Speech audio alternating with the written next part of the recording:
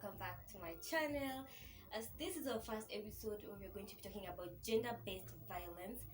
I'm only going to be briefing you about gender-based violence, but I won't go into deep facts about gender in this episode. So first and foremost, I'm going to start with what is gender-based violence. I know that we have all heard about gender.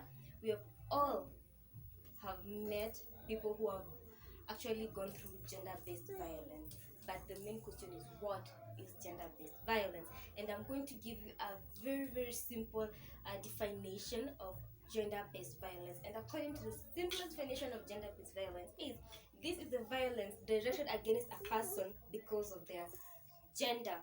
And in gender-based violence, the actual gender itself, or the violences, are actually classified into three, but I'm not.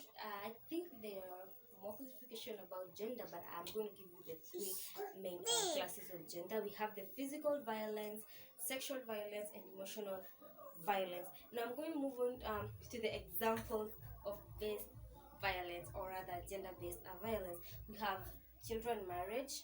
That's where a kid is forced to get married at a very early stage. The second one is female genital mutilation. The third one is honor killings. Actually, the honor killings, it's not, that's where it actually comes off with physical violence, where we have fights and etc.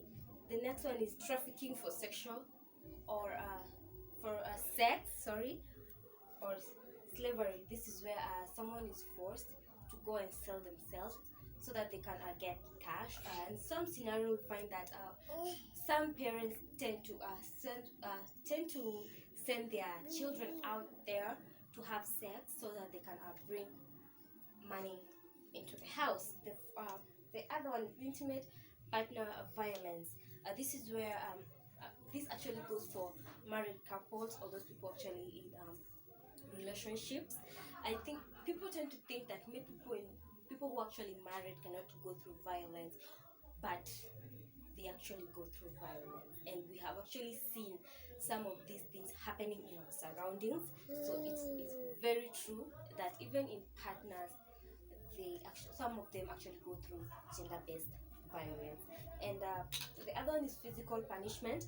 As I said, as I categorized, we have physical violence. So actually, that's an example of gender-based violence.